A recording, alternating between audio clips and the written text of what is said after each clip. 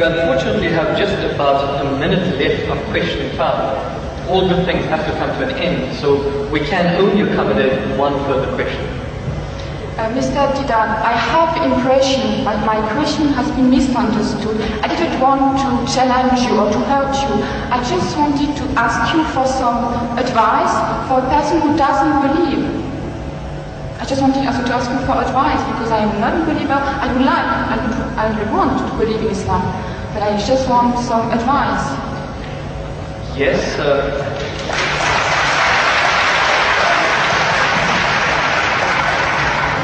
do you not feel that there was sufficient advice and you require further advice? Yeah, because I didn't have the impression that my question has been really understood. So you want to know what the basics are, or what the reasons are for a person to actually believe in one God? Which reasons, which advice would you give to a person who is a non-believer? See, number one, we have to realize that there is a necessity for belief. If you don't believe, you can't move an inch. You can't bat an eyelid. We believe. The very fact that you believe that if you come there, stand before the mic, and when you utter the words will reach me. If you didn't believe, you wouldn't have taken that step. If you didn't believe that you will be visiting this hall and listening to a lecture, you wouldn't have come. So belief is fundamental, is basic to any move that you make. Now, without belief in what?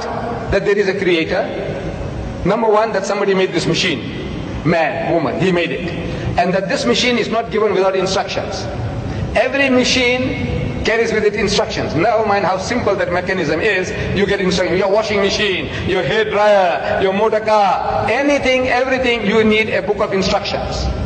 This most complicated mechanism, the human being, created and left without instructions? He says, no, he has to be given instructions. And God Almighty, we believe that there is a creator, and this creator through his messengers, one of us, he has been conveying those messages to us, directions, instructions to us.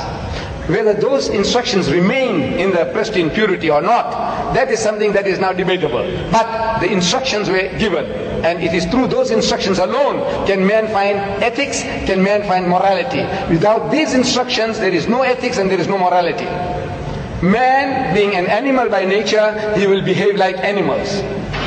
It's only because you believe that there is a creator, and this creator said that thou shalt not marry your mother, you will not marry your sister, you will not marry your daughter. We say we believe, we believe, we believe. You say no, I don't believe, then the person is nothing better than the animal. See, the dogs and pigs, the way they behave, he said, well, I behave just the same because I'm an animal also. So you have to believe. But now what are you going to believe? Where is the source of that belief? Instructions which is not contaminated, which is not spoiled. In the origin we say all prophets of God, all messengers of God were divinely ordained. But the messages, because they were not preserved, God sent messengers after messengers.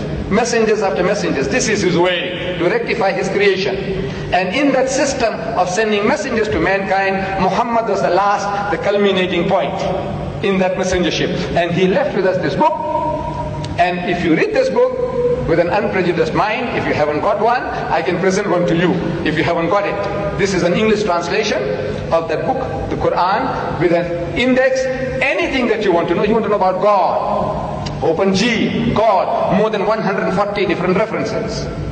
That you say, I can't believe in God. So he reasons with you. This God of the Quran doesn't say, I'll fix you up and I'll twist your nose and I'll put your cloud. No. He says, أَوَلَمْ يَرَى الَّذِينَ كَفَرُوا. He said, how can you not believe in God? He says, كَيْفَ تَكْفُرُونَ بِاللَّهِ. So how can you not believe in Allah? وَكُنْتُمْ أَمْوَاتًا. Seeing that you were non-existent, you were dead, and He brought you into being. ثُمَّ يُمِيتُكُمْ. He will cause you to die. ثُمَّ يُحْيِيكُمْ. And He will bring you back to life again. ثُمَّ إِلَيْهِ تُرْجَعُونَ. And to Him will be your return. So if you start reasoning, and you see how true the statements are, that you were non-existent. You, I, everybody, non-existent. The men of science will tell you that this earth was a molten mass. Billions of years, there was nothing on this earth, no life. The thing was all boiling. And the vapors went up and came down, and the vapors went up and came down, and over a period of millions of years, it started to cool. And then life started to germinate, and so on and so on. So there was a time when mankind was non-existent, and God brought you into being. Very true. And now you're going to die. But that is not the end. There is something we knew, which is other than the body, that real you, now that real you, which is the driver of this body of yours, will be made to account for your actions. It's only natural that this person, like Hitler, look, he got away with it. He incinerated 6 million Jews. On account of him, 40 million people died in the Second World War. He's just going to get off scot-free? If he says, no, I don't believe, and there's nothing there on the other side, that means he's free, finish. No. He will have to account for his deeds. Everyone will have to account for his or her deeds. It is a natural, sequence of our attitude and behavior. And this book explains all that. If you haven't got one, this book is yours. If you haven't got one. You got it?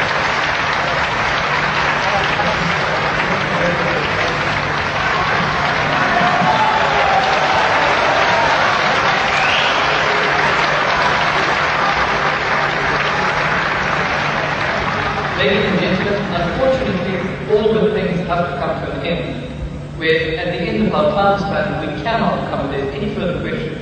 Whilst